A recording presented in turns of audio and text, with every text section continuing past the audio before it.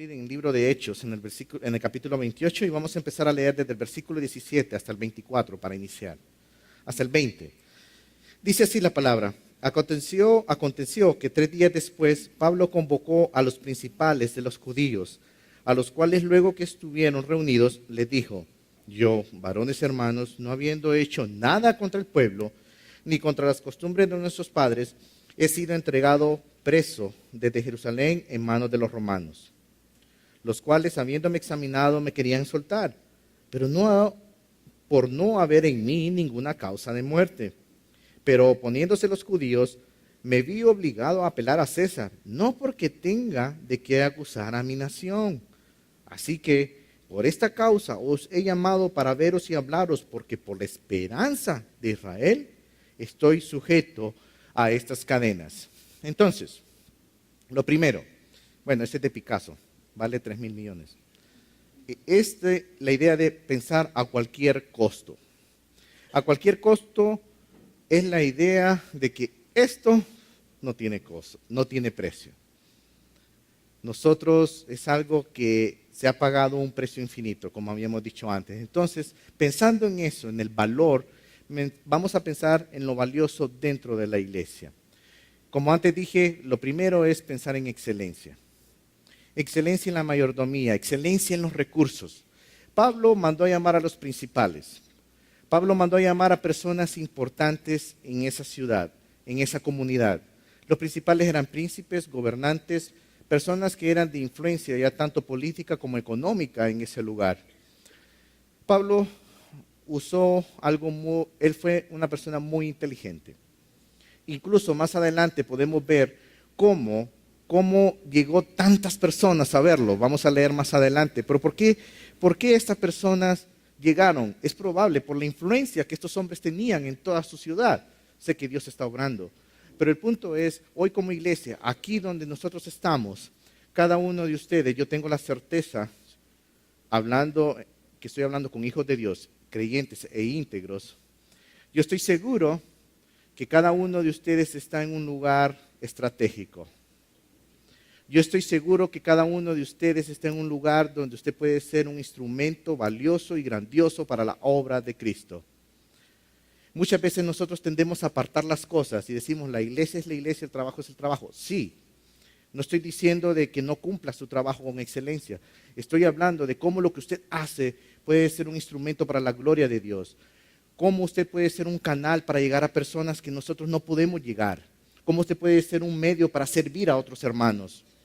A eso me estoy refiriendo cuando estamos hablando de mayordomía, porque el punto es utilizar el recurso disponible al máximo. Quiero darles un ejemplo. Se estuvo construyendo o se piensa hacer un lugar en X punto de la ciudad y una persona dice, ok, yo tengo mis alumnos en la universidad, llevan cierta clase de arquitectura y yo ofrezco a mis alumnos como proyecto de la clase.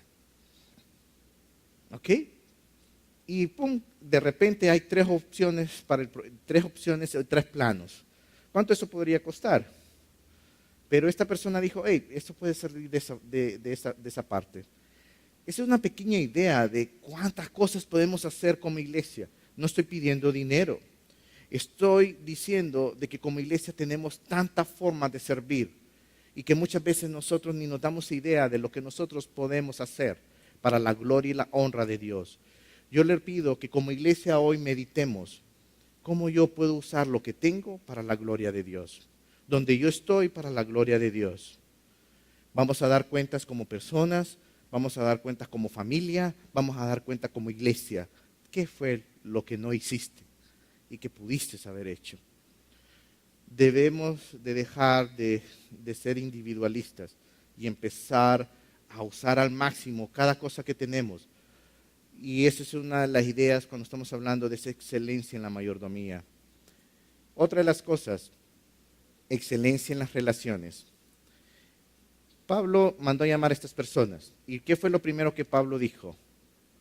Hey, yo no tengo nada contra mi nación.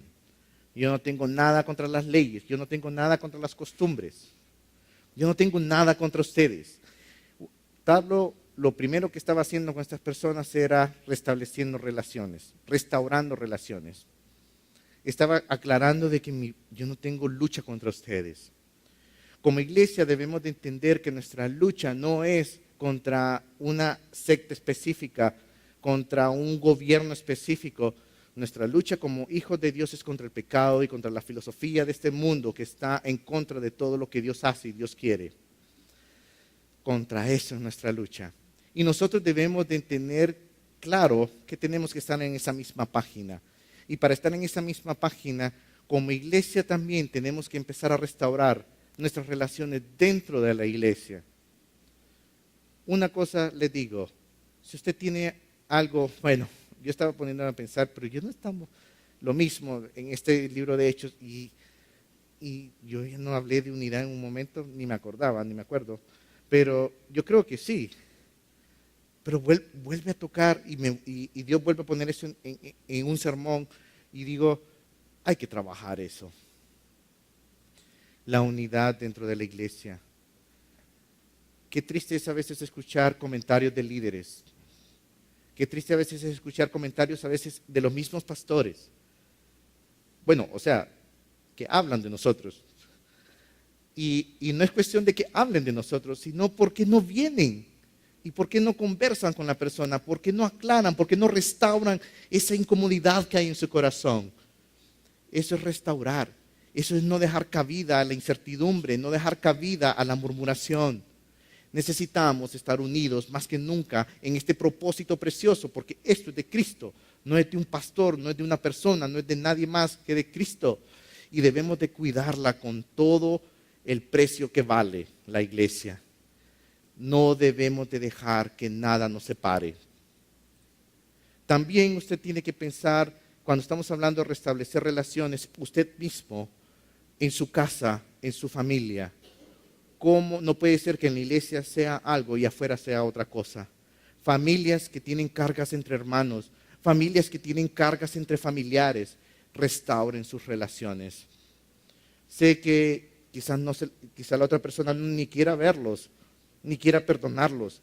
Pero yo no estoy hablando de las otras personas, estamos hablando de nosotros hoy. Y que nosotros estemos a cuentas con el Señor, primeramente nosotros, para poder ir con toda integridad afuera, a poder ser usados por el Señor. No puede ser de que estemos pidiendo afuera, restaurar afuera, mientras no estamos bien en la casa.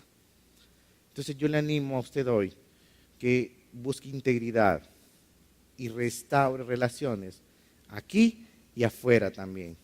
Miramos lo último y miramos la parte de la esperanza, la excelencia en esperanza.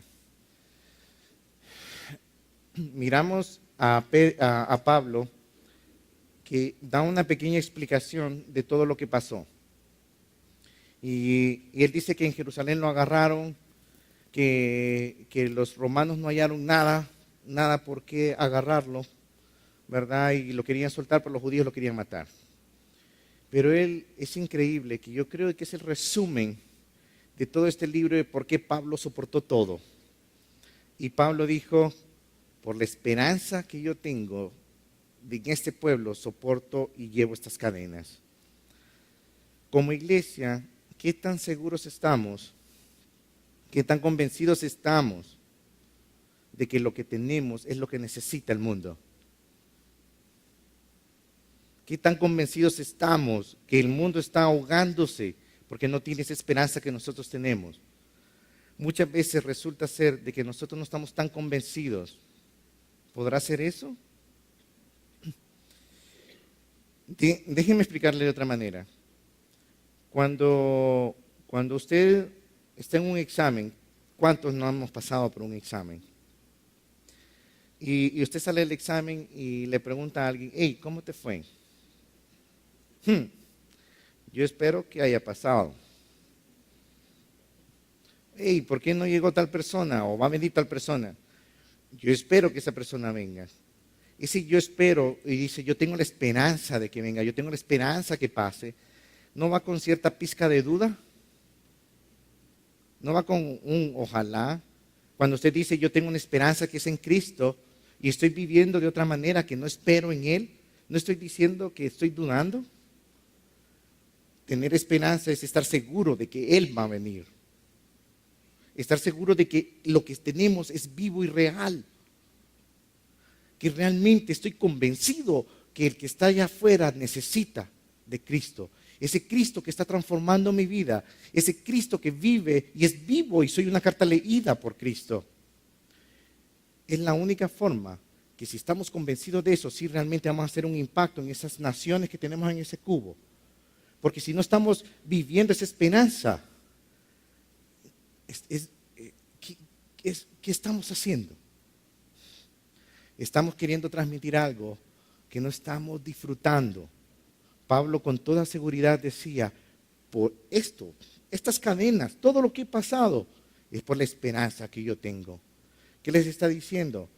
Es por Cristo, porque es vivo. Y esa es la esperanza que este hombre tenía.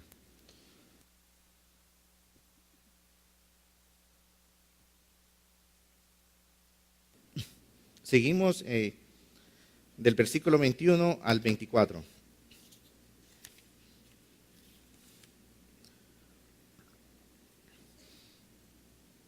Dice, entonces ellos le dijeron, nosotros ni hemos recibido de Judea cartas acerca de ti, ni ha habido alguno de los hermanos que haya denunciado o hablado mal de ti. Pero queríamos oír de ti lo que piensas, porque de esta secta nos es notorio que en todas partes se habla contra ella. Y habiéndolo señalado un día, vinieron a él muchos a la posada, a los cuales les declaraba y les testificaba del reino de Dios desde la mañana hasta la tarde, persuadiéndoles acerca de Jesús, tanto por la ley de Moisés como por los profetas. Y algunos asentían a lo que él decía, pero otros no creían. Ok, una vez que ya miramos adentro, vamos a ver un poquito afuera. Miramos afuera y miramos lo valioso en la iglesia, afuera de la iglesia. Y una de las cosas que tenemos que pensar es la realidad de afuera. Es lo que era lo que yo pensaba. Una de las cosas es la ignorancia de los gobernantes. Nos quejamos tanto en nuestro país de cómo son nuestros gobernantes. Pero una de las cosas que tenemos que ser conscientes es que muchos de nuestros gobernantes no son creyentes. ¿Cuál debe ser entonces nuestra actitud? Clamor y compasión para clamar y orar siempre porque conozcan a Cristo. En este momento, en este tiempo, miramos que estas personas principales, estas personas que probablemente dirigían al pueblo, a esa comunidad, eran ignorantes a lo que estaba pasando y que tenía tremendo impacto en la misma sociedad. Ellos mismos están diciendo, hey, esto que se escucha por todas partes nos interesa. Un punto bien importante, queremos oír. Es otra de las cosas que tenemos que tener mucho cuidado como iglesia. Kit creo que predicaba hace unos 3 domingos sobre esas personas que a veces nosotros miramos como inalcanzables y de un solo decimos, no, este no va a escuchar. Pero también hay personas tan arrogantes que realmente es latente que no quieren, pero sin embargo es Dios quien obra. Pero una de las cosas tenemos que tener cuidado y como iglesia no ser indiferentes a la necesidad que hay. Hay que tener mucho cuidado que nosotros miremos o descuidemos eso que es innegable en el ser humano. ¿Qué les quiero decir con esto? Yo tengo la convicción de que Satanás hay algo que no puede tapar en lo más mínimo por mucho pecado que ponga en una persona. Y es la necesidad de Dios. ¿Por qué? Porque si ustedes ven, déjenme explicarles por qué. Porque una persona que está hundida en el alcohol, que está hundida en el alcoholismo, que está hundida en el adulterio, que está hundida en X, en lo que usted piense, es una persona que está buscando algo, ¿cierto? Es una satisfacer una necesidad, satisfacer algo vacío que está en su corazón. De una u otra forma, el ser humano no puede ocultar la necesidad de llenar algo que está vacío en su vida. Lamentablemente, la humanidad no entiende de que está llenando, llenando y llenando y llenando. Y cuando no es Cristo, eso jamás va a ser saciado. Esa es la necesidad que hay allá afuera. Y yo le ruego de que sea consciente de la realidad de afuera, porque cuando somos conscientes de la realidad de afuera, eso abona a la pasión que tenemos por llevar el Evangelio. Si no nos importa lo de afuera, usted va a vivir un mundo de indiferencia. Y vamos a ver lo que causa la indiferencia. Otra de las cosas es una realidad que exige acción. Cuando Pablo está diciendo, ok, llegaron estos hombres, queremos oír, queremos escuchar, ¿qué dijo Pablo? Fijemos un día y hagamos. Me llama demasiado la atención por qué Pablo no hizo como hacía en las sinagogas. ¿Por qué Pablo no dijo, ok, qué decía? Que Pablo se fue a la sinagoga y empezaba a predicar. Esta vez no, esta vez fijó un día. Y uno se pone a pensar en lo que es actuar y el activismo. Son dos cosas diferentes. ¿Alguna vez usted ha venido a la iglesia y se ha perdido por un tiempo de la iglesia? Y usted llega con todas las ganas de empezar a estudiar, con todas las ganas de empezar a un estudio, y usted dice, ok, ya esta semana me incorporo al grupo de hombres, esta semana llego al grupo de casa, el sábado voy a ayudar al parqueo, hoy sí. Y va con todas aquellas ganas de trabajar. Tenga cuidado cuando usted está tomando acciones por emociones. ¿Qué quiero decir con esto? Que Dios no quiere tanto un activista. Dios quiere muchas veces, otra vez, rebobinen. Dios quiere más una persona que se siente y que diga, Señor, estoy caminando suelto de tu mano. ¿Qué hago? ¿Qué quiero decir? Muchas veces la idea es más un corazón humillado, un corazón rendido, sensible a lo que Dios quiere y que Dios me va a decir qué tengo que hacer, porque hay que trabajar, es lo que sigue. Pero tenga cuidado, porque hay que sentarse, hay que meditar, hay que orar, no hay que tomar decisiones por emoción. Tenemos que tomar decisiones y acciones por convicción. Si usted va a empezar a hacer lo que va a empezar a hacer es porque está convencido que es algo que tiene que hacer. Y eso va a hacer que usted sea una persona constante. Debemos planear, debemos de tener bien claro a dónde vamos. Que si vamos a Jordania, si vamos a Ceiba, si vamos a donde vamos, no es por un capricho de una persona, no es porque alguien que quiere ir, es porque estamos convencidos como iglesia que el Señor nos está mandando. Y estamos convencidos que también el Señor va a decir, no quiero que vayan ahí. Quiero que vayan al otro lado. Quiero que vayan a Ceiba. Ahorita no es tiempo para Japón, por decir algo. Aunque ya hay alguien en Japón que estamos apoyando. La cosa no es activismo meramente. Es ser siervos. Escuchar qué querés, Señor, que hagamos. Uno planea, pero Dios dispone lo que nosotros vamos a hacer. Entonces, pero para eso tenemos que tener mucho cuidado. También es algo que exige trabajo, es el otro lado. Cuando nosotros dice que Pablo, desde la mañana hasta la tarde, estuvo atendiendo personas. Es lo que le digo, Pablo desde el principio, Dios le dio sabiduría cómo hacer las cosas. Yo estoy seguro que estos hombres tenían mucha influencia. Y Dios en su manera obraba. Y Pablo tuvo trabajo porque en gran número venían. El trabajo es arduo. Si usted hoy está diciendo, ya pasó aquello, que usted está convencido y usted dice, Señor, quiero trabajar, y usted dice, voy a hacer las cosas, entienda de que el trabajo es duro. El trabajo en la iglesia, el trabajo en la obra no es sencillo. Usted dijo, hay que ir a hacer tal cosa o invertir en tal cosa. Es sacrificio. Y voy a dar un ejemplo al final sobre esto. Otra de las cosas es que es un trabajo focalizado. ¿Qué quiere decir con esto? El trabajo es testificar a Cristo en todo lo que nosotros hagamos, pero todo lo que nosotros hagamos lleva al Evangelio.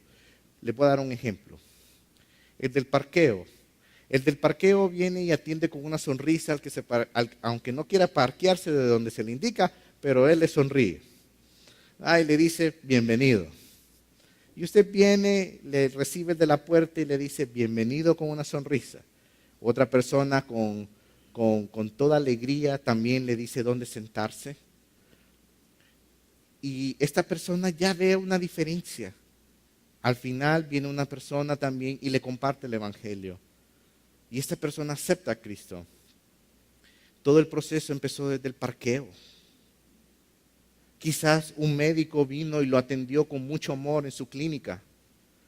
Y le dijo, yo voy a la iglesia, vaya a la iglesia. Y esta persona viene desde allá con un concepto de que hay algo diferente en ese médico. Y viene, y el del parqueo, y viene el que le comparte el evangelio. Yo sé que es Cristo y que es el Espíritu Santo quien produce la transformación, pero hablando de lo que nos corresponde a nosotros, ¿no es trabajo de equipo? No es trabajo del que comparte nada más. Es todo lo que hemos participado y no nos damos cuenta. De eso estoy hablando. Focalizado, tampoco es que solo vamos a ser evangelistas, no. Todo lo que trabajo que nosotros hacemos conlleva que una persona conozca a Cristo. Con un fundamento, la palabra de Dios. Pablo tenía el fundamento de la ley de Moisés y sus profetas, dice. Estamos hablando del Pentateuco, estamos hablando de lo que ellos tenían en ese momento, ¿verdad? Y nuestro fundamento como iglesia es la palabra de Cristo. No hay otro testimonio, no hay otra razón, no hay otro camino más que Cristo para ir al Padre. Entonces, otra de las cosas es, seguimos y vamos a leer ahora el versículo 27 del 25 al 28, a terminar. Dice, y como no estuvieron de acuerdo entre sí, al retirarse les dijo Pablo esta palabra, bien habló el Espíritu Santo por medio de los profetas, Isaías y a nuestros padres, diciendo, ve a este pueblo y diles, de oído oiréis y no entenderéis, y viendo veréis y no percibiréis, porque el corazón de este pueblo se ha engrosado, y como los oídos oyeron pesadamente, y sus ojos han cerrado, para que no vean con los ojos y oigan con los oídos, y entiendan de corazón y se conviertan y yo los sane. Sabed pues que a los gentiles es enviada esta salvación de Dios, y ellos oirán. Y cuando hubo dicho esto, los judíos se fueron teniendo gran discusión entre sí. Y Pablo permaneció 2 años enteros en una casa alquilada, y recibía a todos los que a él venían, predicando al reino de Dios y enseñando acerca del Señor Jesucristo, abiertamente y sin impedimento. Una de las cosas que yo quisiera hablar es el alto costo que también tiene la incredulidad. Bueno, los judíos primero tenían un gran problema con los que escuchaban en cuanto a lo que era Jesucristo, el Evangelio, pero también yo creo que tenían un gran problema en cuanto a que ya la salvación había llegado a los gentiles. Pero, ¿qué causa el no creer? Una de las cosas que causa es la indecisión. Una persona que no está segura de lo que cree va a causar indecisión. Un hombre que no está con certeza de su esperanza, no va a tener ni firmeza en venir a la iglesia los domingos. Indecisión. Hay que tener mucho cuidado y nosotros debemos de estar claros y estar claros también que si usted no tiene a Cristo hoy, no ha tomado esa decisión de abrazarlo con todo su corazón y permitir que entre a su vida, usted va a ver incertidumbre todo el tiempo en su vida. El único que puede quitar el velo es Cristo. El único que puede dar dirección a su vida es Cristo. Y yo le pregunto, si usted tiene a Cristo, ¿realmente usted tiene certeza en todo lo que usted está haciendo? Porque una característica de una persona que no está clara es indecisión. Otra cosa que miramos en la incredulidad es dureza de corazón. Una persona dura, una persona, dice ahí, bueno, se citó Isaías capítulo 6, es la cita del Antiguo Testamento que citó Pablo aquí. Y Jesús lo usó muchas veces para mostrar, no muchas veces, lo usó para mostrar, y lo citó también para mostrar la incredulidad de la humanidad. Y dice que por la dureza de vuestro corazón. hay personas duras, personas con un corazón endurecido. Y ese corazón lo que va a seguir haciendo es haciendo y ir cometiendo error tras error. Cuando no dejamos, si usted no tiene a Cristo en su corazón, no va a ir mejorando, va a ir empeorando. Se dice una vez que estaba una señora con su esposo en la cama, estaban ya listos para dormir, y la esposa estaba bien preocupada porque ella no sabía qué era peor, si la ignorancia o la indiferencia. Entonces, y le pregunta, amor, ¿qué es peor? ¿La ignorancia o la indiferencia? El esposo quedó pensando y le dice, mira, le dice, no sé y no me importa. Ignorante e indiferente. Realmente la dureza de corazón nos va a ir hundiendo más. Nos va a ir hundiendo más. La incredulidad que hay allá afuera. Miren, yo sé de que vienen las elecciones. Muchas personas tienen esperanza en como no somos apolíticos, aquí no, pero la solución de un gobierno, la solución de un país no está en una persona, está en Cristo. Y nosotros debemos de entender que el ser humano no tiene compostura si no está Cristo en un corazón. La dureza de corazón, el corazón solo Cristo puede cambiarlo. El cambio de una persona solo viene por Cristo. Por último, miramos en una persona insensible la cautividad. Miramos que Pablo dice que estaba encerrado, ¿verdad? Estaba encerrado en ese lugar, pero a pesar de eso no tenía ninguna incomodidad y lo hacía con toda, ¿qué dice lo último? Dice con toda, abiertamente y sin impedimento. Algunas otras versiones dicen libremente y sin estorbo. Yo sé que el contexto puede darnos la idea de que está hablando de la prisión que tenía, que a pesar de estar en prisión, él tenía libertad. Pero también yo quiero que vayamos más allá y pensar la libertad que nosotros tenemos como iglesia, la libertad que nosotros tenemos como personas. Todo lo que yo dije, por ejemplo, restaurar relaciones, el tener una esperanza viva, todo eso tiene que ver con lo que es esa libertad. Porque no puede ser de que hayan ataduras en usted y en la iglesia que nos impidan servir, que nos impidan ser esa iglesia santa que Dios quiere, que nos impidan cumplir su propósito. Yo ruego y yo le pido de que cada uno de nosotros tome la decisión hoy de buscar la santidad, de buscar hoy arreglar cuentas con el Señor, que no hayan ataduras, que no haya ningún estorbo en su vida, en su familia, que dejen de ver cómo Dios puede actuar con libertad en cada una de nuestras familias, de nuestras vidas. Cuando estoy diciendo que Dios actúe con libertad, no estoy hablando de limitar el poder de Dios. Dios nos puede borrar con un soplido, pero Dios es un caballero. Y Dios no va a forzar a nada, a nadie. Cada uno de nosotros tiene que ser sensible a la voz del Señor. ¿Y qué es lo que quiere? Como Pablo, empezar a servir, empezar a gozarse con libertad y sin ningún impedimento.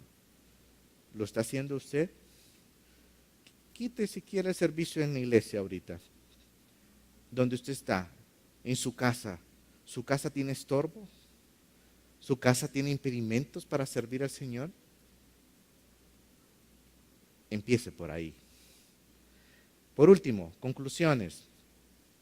Una de las conclusiones que quiero decirles es, quiero que usted piense en algo. Tenemos una iglesia hermosa. Tenemos una iglesia bella. No estoy hablando físicamente, aunque reconozco que en lo que hemos podido hay personas que se han esmerado en cada detalle físico de la iglesia, pero no me estoy refiriendo a eso. Tenemos una iglesia bella. Costó, yo le decía a un hombre la semana pasada, saliste caro. Sí, murió el Rey de Reyes por nosotros. Y con ese sentir yo les digo, primero, busquemos excelencia. Hoy tenemos clase de membresía, por ejemplo. Van a firmar algunas personas si deciden ser miembros de la iglesia. Muchos de aquí han firmado. ¿Y cuál es el hecho de ser miembro de la iglesia? Decir, estoy juntos, trabajemos, porque es la siguiente cosa que sigue, pero también es el punto de dar lo mejor. Miren, no es la idea de dar el tiempo que me queda, es la idea de hacer tiempo y empezar a servir. ¿Por qué? Porque como iglesia debemos de trabajar con ganas. Y trabajar con ganas tiene dos caminos. Uno, el hecho de saber que la vida como creyentes no es fácil. Es dura, es un camino duro, donde usted tiene que empezar a tomar decisiones. Pero otro camino está también en que usted en sus decisiones también tiene que ver cómo secularmente hace para crecer usted espiritualmente. Déjeme explicarle algo. Por ejemplo, ¿quiénes son papás? Ok, qué poquitos. Bueno, algunos. ¿Quién no tiene problemas con sus hijos? ¿Quién no? ¿Ah? Yo con la chiquilina tengo que luchar. Pero, ¿saben? Ayer hubo una conferencia para padres. ¿Saben cuántas personas vinieron? 26 personas. El punto no me vea como un regaño. Esto no es un regaño. Esto es, hay una necesidad. ¿Hasta dónde se aprovechan las oportunidades que la iglesia da? ¿No es eso desperdiciar? ¿No es con ver con indiferencia las oportunidades que Dios le da? ¿Quién de ustedes no ha clamado por cómo educar a sus hijos? Y cuando llegue allá, oíme, yo te puse tantas cosas, herramientas para que pudieras ver lo que me pediste. Miren, por nosotros no hay problema de que Kit se haya preparado y que para eso estamos. Pero el punto es nosotros hasta dónde apartamos un tiempo, sacrificamos un tiempo para poder venir y aprender. Algunos dirán, no, mis hijos ya están graduados, ¿ok? Se da cuenta que desde ahí empieza un problema. Mis hijos. ¿Y quién dice que es por sus hijos nada más? Es por la iglesia también. ¿No se ha puesto a pensar de que usted un día va a aconsejar a otra persona sobre cómo educar a sus hijos? ¿Que usted un día le va a decir a sus hijos cómo debe tratar a sus nietos? ¿No es aprendizaje siempre? Aprovechemos las oportunidades. De nuevo, no es un regaño, es rogarles a que aprovechemos lo hermoso que Dios tiene y las oportunidades que Dios da. Y saben, no van a ser gratis, tienen un costo que significaba quizá trabajar un poco más para poder estar aquí o coger un día de vacaciones para estar aquí, pero implican sacrificio. Somos muy cómodos, no nos gusta incomodarnos y queremos lo mejor. Así no funcionan las cosas. La iglesia es hermosa y provee recursos, aprovéchenlos. Y por último, sirvamos con libertad y sin estorbo, de nuevo. De nuevo, Dios quiere una iglesia santa, comenzando por hogares santos. Vamos a orar y vamos a terminar.